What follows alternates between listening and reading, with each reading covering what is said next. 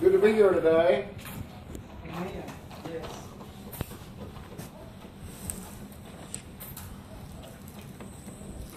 God is so good to us.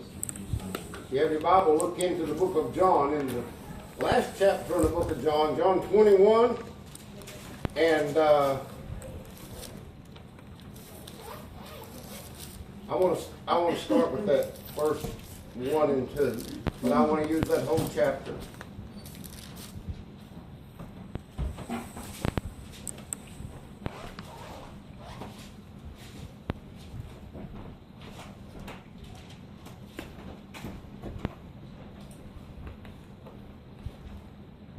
First John 21, not First John, St. John 21, I'm sorry about that. Anybody that didn't understand what I was saying, they can look it up. See more. You know, I was thinking what Rick said, when Jesus hung on that cross, from off of that cross, he was surveying out his kingdom, and every one of us that would be in it, he saw us, he really did. Yes. And then I was thinking too, which I've said all the time, that we have angels around us we don't even know is there. Yes. Every time we think we are in a strait to where that we can't do anything, there's something always happens, aren't it? Yes. It's because we got angels camped around those that fear the Lord. That's what the book of Psalms says. I was thinking about Christy's what she said about coming down around that curve. Very well. What she said, we all take for granted. That's true. But absolutely, it could have been a fact. Yeah. I know for sure that our minds will be spoke to by the Spirit. Our hearts will be talked to by the Spirit. And we'll be wooed to do things through the Spirit that later on we can see as we go through life what was going on. Yeah. Not right then, maybe. But there's one I never forget, and it don't take long to tell it while you're looking up the book of John. It was late one evening, and there was a feed store in Oceana, not the last one, a long time ago, feed store. And I had a horse, and I needed some feed. And I was just took off that evening late, and I said, I got to get there.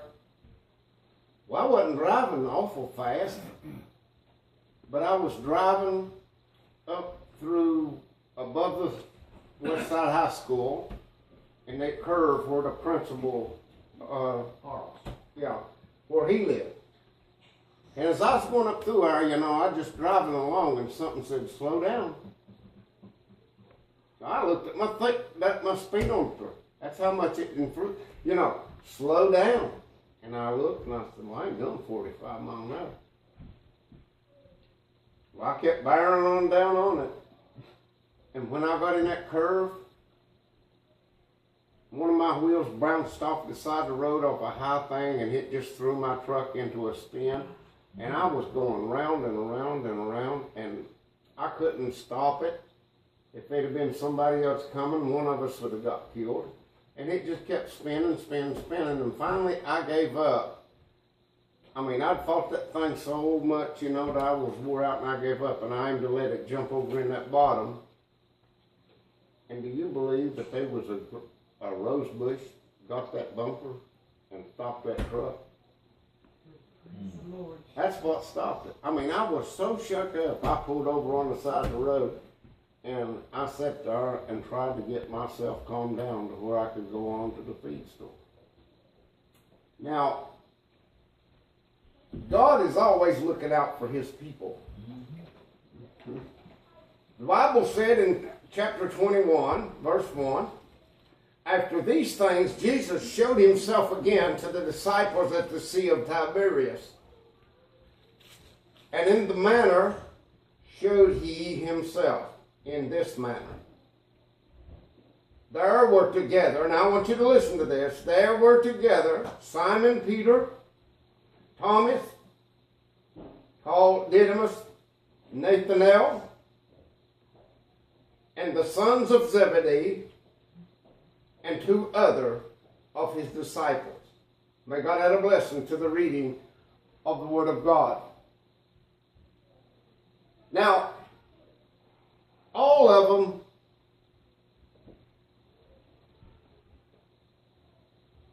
gathered up in order. My thought today is what Jesus said in this same chapter, do you love me?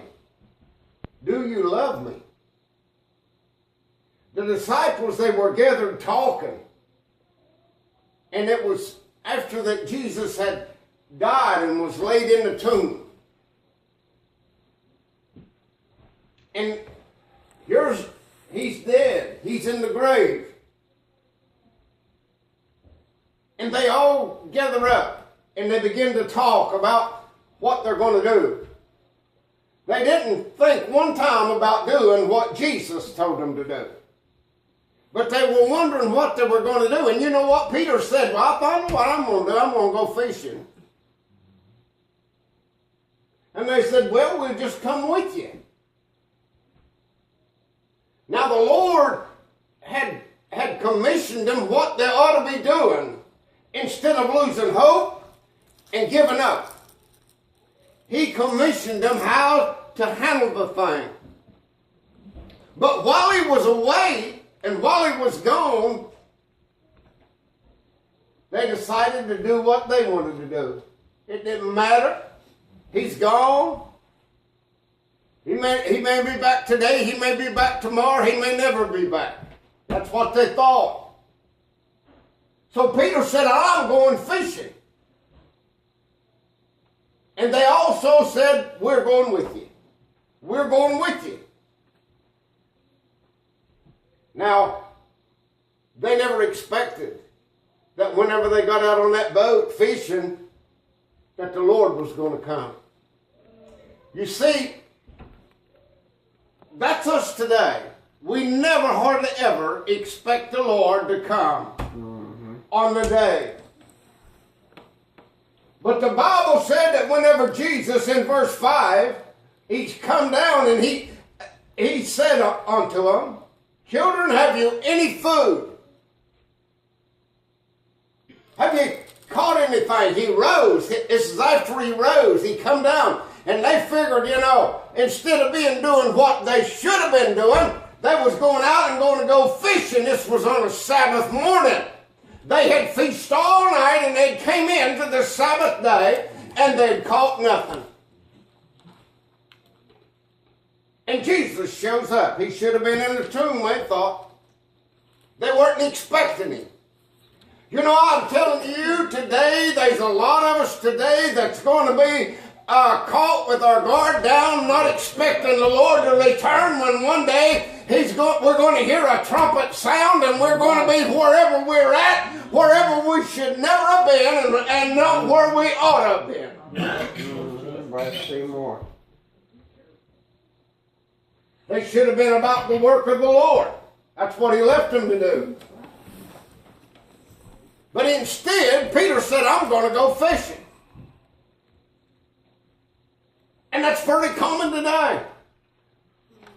You look around today and you look at a lot of people today, and I'll guarantee you there was a lot of preachers and there was a lot of church members and there were a lot of Christian people hooked up to a boat today on this day and headed out somewhere to go fishing when they should have been out doing what God said. 6 days God gave me and you, and he never asked us for one thing out of all 6 of those days. But he does say, upon my day, remember me and be in my house. Let's see more. Let's see more. But a lot of times we say, oh, it's going to be a pretty day. I've said it before. I know what I'm talking about. But our whole day gets messed up. Yep. Because if we'd have been doing what we ought to have been doing, things would have went a whole lot better. Right. And Jesus came up and said, boys, have you all got any food? You got anything to eat? And they began to look around, and there's a stranger on the bank way out there standing. And here they are out on that boat. All the disciples, you can read it. I just read it to you. Brother, whenever they put the Lord in the tomb, brother,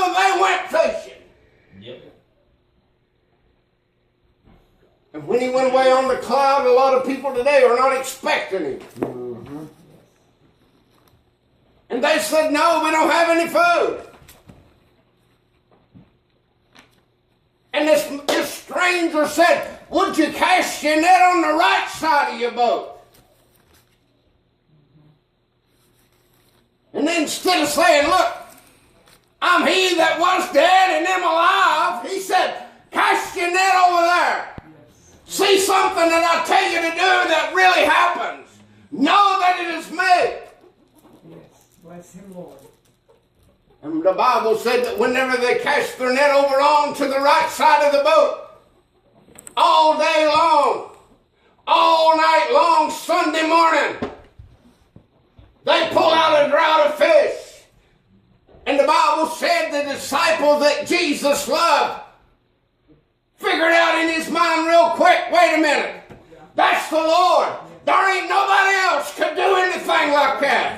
That's the Lord. I mean, they got caught hands down, brother, out there doing something that they was not supposed to be doing. They were supposed to be doing the things that God told them to do. Yes. Bless you, Bless Lord. him, Lord.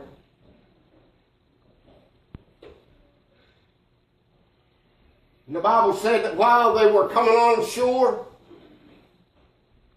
Jesus builds up a fire on the bank and fixes them all some fish and bread. This is after he rose.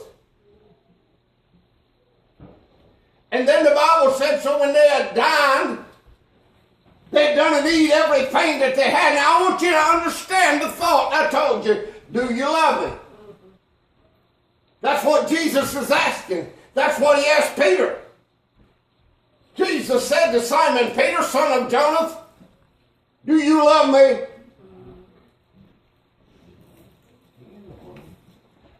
And Simon said, yeah, Lord, I love you. How easy is it for us today to say, Lord, I love you. Lord, I love you. Lord, I love you. Like Jonah did 3 times, like Peter did. But Jesus said, if you love me, then you'll feed my sheep. You won't be out on this river here a fishing on the day that I told you to be where you ought to be. You'll be there feeding my sheep. Bless him, Lord. Bless you, Lord. And he said unto Peter, Peter, do you love me? And Peter said, yes, Lord, I love you. Then he said, feed my lambs. What was he saying? Look, you don't have time. You know, I'll give you 6 days to get out here and go fishing, plow your garden, do whatever it is you want to do, fix your truck. Why is it so easy for us to leave off church and work on our automobiles and do the things around the house that we want to do when God gave us 6 days and we've rejected it? It's easy. Sure. I know. Sure. I've been there. Sometimes we think we deserve a little bit of time for ourselves. Well, you got 6 days out of the week. How about the one day that God really wanted you to give to Him? We can always find something to do on the day that the Lord has instead of doing what God told us.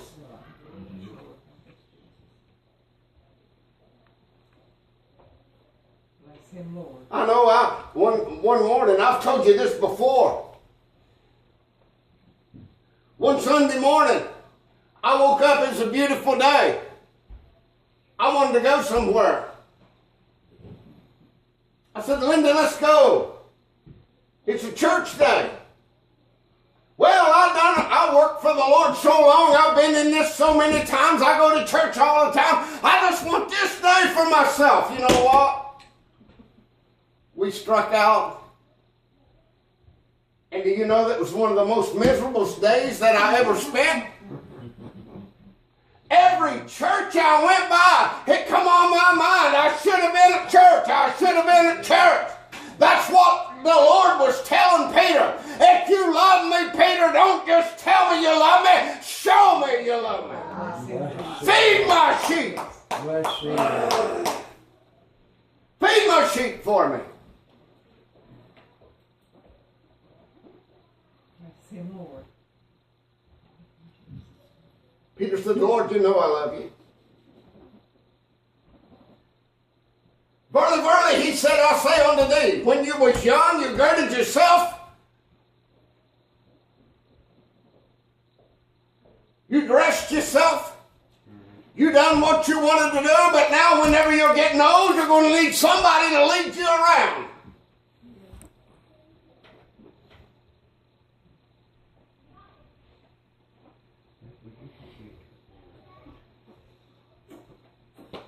Or somebody to carry you about.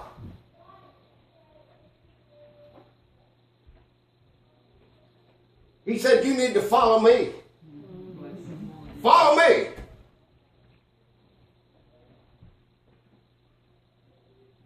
Do the things that I tell you to do, and show me by doing them that you love me, instead of standing and telling you. You know, I can tell you all day I love you, and I do love you. But if I show my love to you, I don't have to tell you one thing. Bless you, Lord. You know it.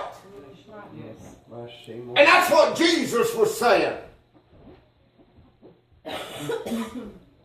Yeah, they all jumped in a boat and went fishing. They fished all night and they accomplished nothing. When you don't do the things that God tells you to do, you'll never accomplish anything.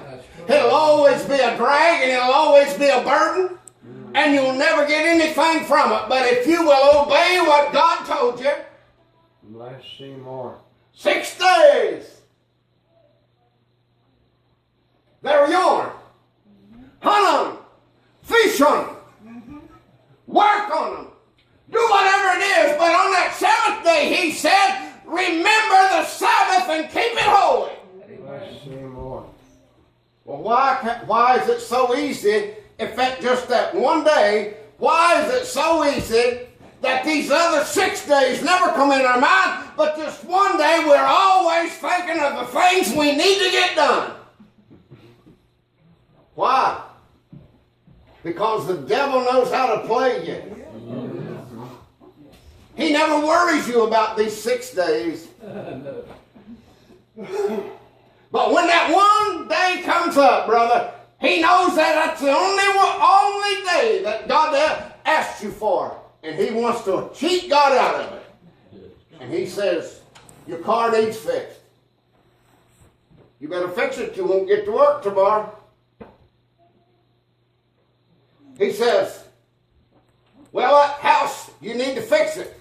Where you've been told time and time again to fix, you need to get that fixed today. And he'll talk us right into not going to church, which lasts only an hour and a half,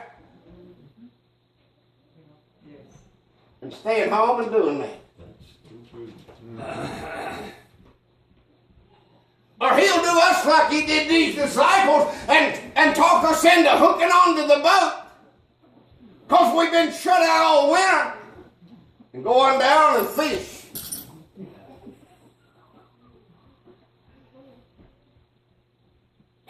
But one day we're going to go out like that and we're going to look around and there's going to be a stranger standing on the shore. Yes, Lord. And we're not going to get by. We're going to hear him say, do you love me? Do you love me?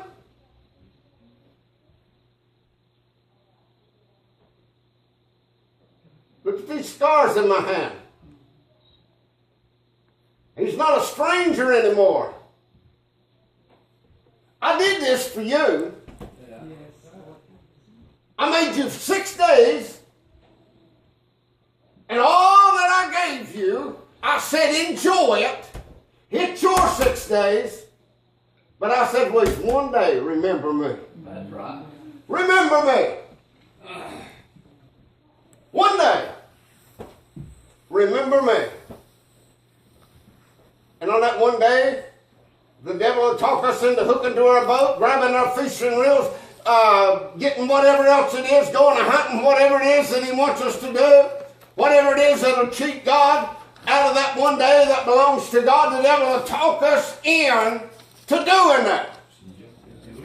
And we're so eager to let the devil do it that, brother, listen, if somebody wants us to make an appointment with us and they want to make it on our day, instead of us saying, no, that's God's day, I go to church on that day, we'd say, well, that'll be good.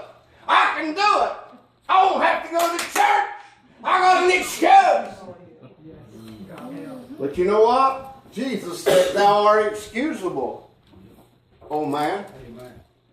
You're not going to get by. So he fixed them breakfast. And while he was feeding them, he wanted to know, do you boys really, really love me? I mean, I died on the cross that you can have life and have it more abundantly. They put me in a tomb and I didn't even know, and I rose out of that, and here I have fixed you some breakfast. And I ain't got but one question for you. Do you really love me?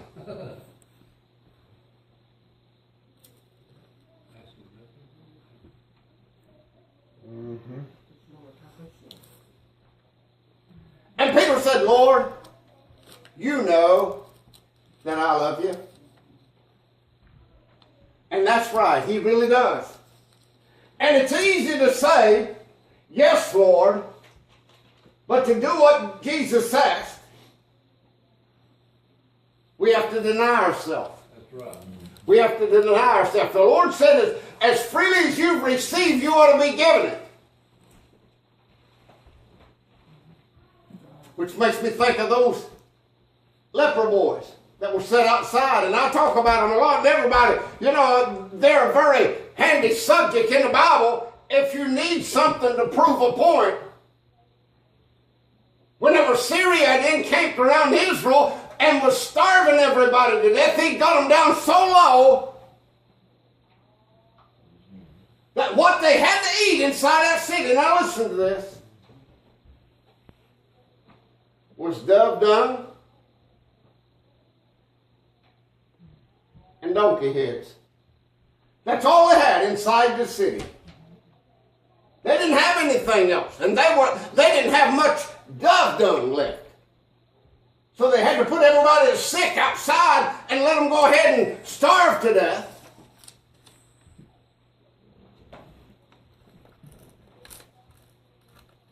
I heard one preacher one time make a mention.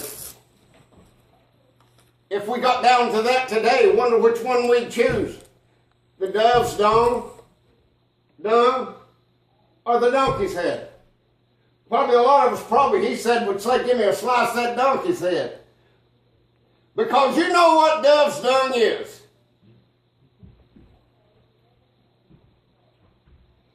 So they put the four boys outside, and they decided, well, if we sit here, we're going to die. But if we go down the road, they'll either kill us or they'll feed us.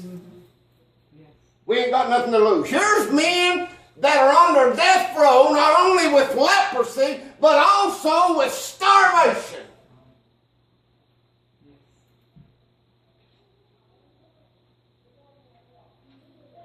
And they said, if we go down the road, we'll do it. They went walking. They didn't know that God was going to take four men that were double down to die.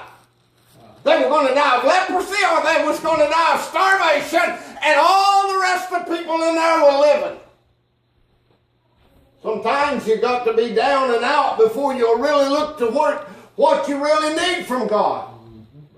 Sometimes you got to be down and out before you can really realize that, you know, that you really do love the Lord.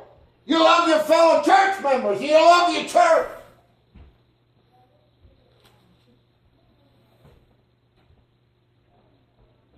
So they go down the road, as you know. When they come into the camp, the Lord had done magnified the sound of their feet to sound like multi-armies coming down that road, and they all ran off. And I'm telling you, when they came into that army camp, and you've heard me say this before, it was wall-to-wall good food.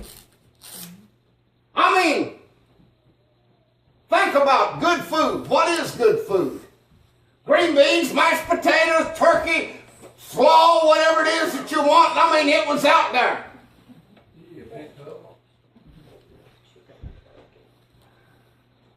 Well, I just left down here and they're eating dove's dung and donkey head. That's all they got. But look what's on this table. And they pulled their feet right up under that table, brother, and they ate.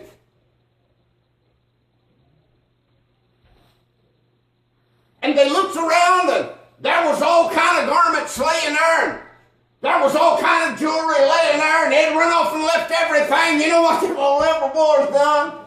They started grabbing them coats and putting them on. Here's boys going to die from leprosy. It's like having cancer today. They dressed themselves up, got them some jewelry and put it on. I mean, they looked like a TV evangelist, brother. Them gold and them watches were just flashing out there. And I'm going to tell you, the Lord said, as freely as you receive, you need to give it. So what did he do? Them boys had eaten, dressing up. Here's boys that they sent outside to die. One of them looked over at the other and said, wait a minute. This ain't right. This ain't right. I got family. We have our family down there inside there, and they don't have anything to eat but dove's dung and donkey heads.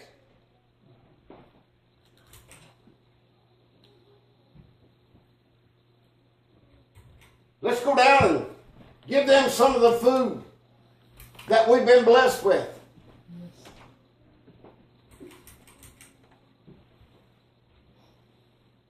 So they go down and they knock up on the door.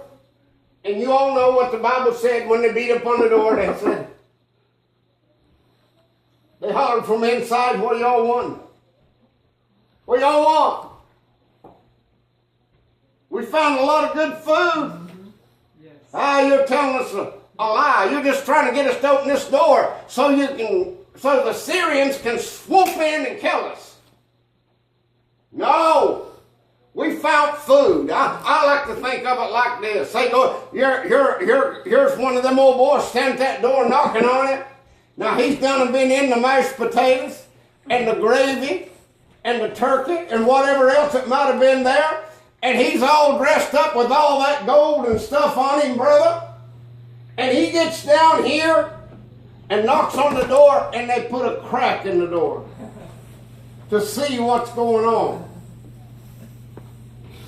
I can see that little old doorkeeper look around Barry at the rest of them, and as he looks around, he said, they've been into something.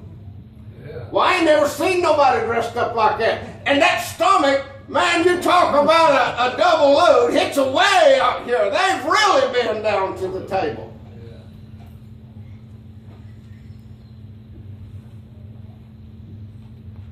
So they let them in. And he took them down, showed them all the fine jewelry, all the fine clothes, all the fine food. All of God's people in that city were delivered. Yes. Remember what it said, as freely as you receive, you need to give. Right.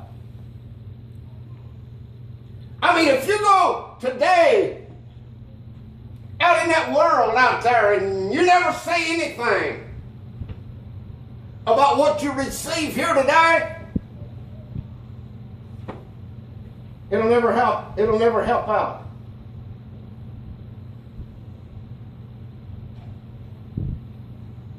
Most of them today, instead of going fishing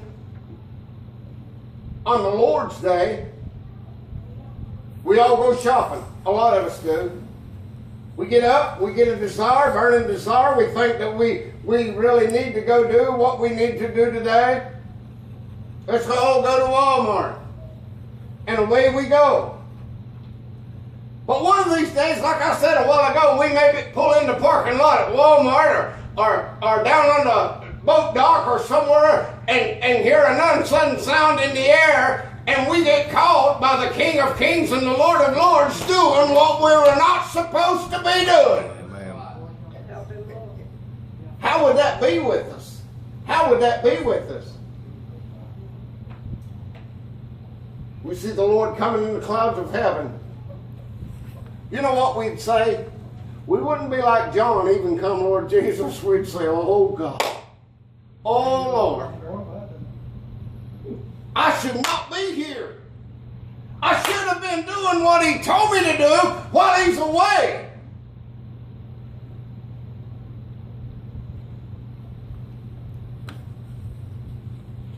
So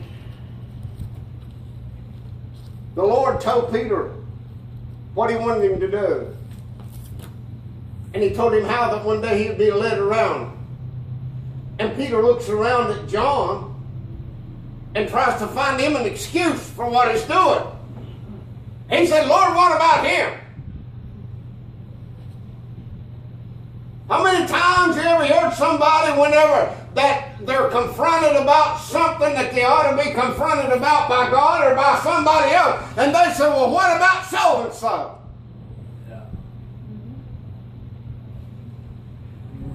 Jesus said, what is that to you, Peter?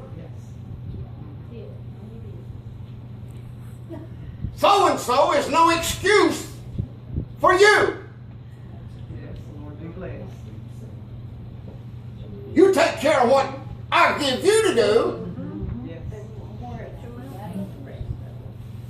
And if he don't take care of what I give him to do, he's going to pay when I come back. That's what it meant. When he comes, will we be found worthy? Will we hear him say, well done, thou good and faithful servant? You was faithful over the few things I give you to do. Enter into the joy of the Lord. Don't be like Luke 18 and 23. The rich man, his attitude that he had about life and about what he was. And all the things that he owned and all the money that he had. His arrogancy. The things that he did, even to Lazarus that laid outside. He went to bed one night after God had wooed him so many times to turn his life around. He went to bed one night and he woke up in hell. He literally woke up. The Bible said that he opened his eyes in hell. And I'm going to tell you something. Hell is an eye-opener. If your eyes ain't never been opened, brother, once they slap down in hell, they're going to open. But it'll be too late. Oh, when the eyes come open, brother, he started trying. Send me Lazarus. Send me some water. Let him dip his finger in it and cool my tongue because I'm tormented in this flame. So Abraham said, listen, there's a gulf between me and you. You can't get to me and I can't get to you. Right. He said, well, I got 5 brothers and they're surely going to come to the same place I am if somebody don't warn them. Would you send Lazarus back down and let him preach to them? And tell them not to come to this awful place?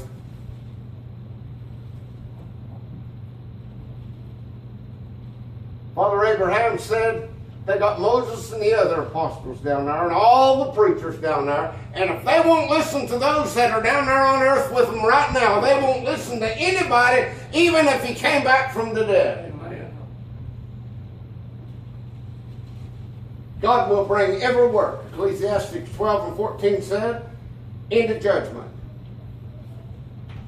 Good or bad, he's going to bring it to judgment. Think about it. We need a clear path to heaven. What we need to do today is get God to take that big floodlight that he's got in heaven and just beam it down upon our life, upon our soul, upon our every being. And if there is anything that is contrary to his will, get it out of our life, Lord. I want a clear path from here to heaven. because I believe you're coming soon. And I want everything out of my life. When you come, I want you to say, well done. Yes, Lord. I want to leave here. Yes.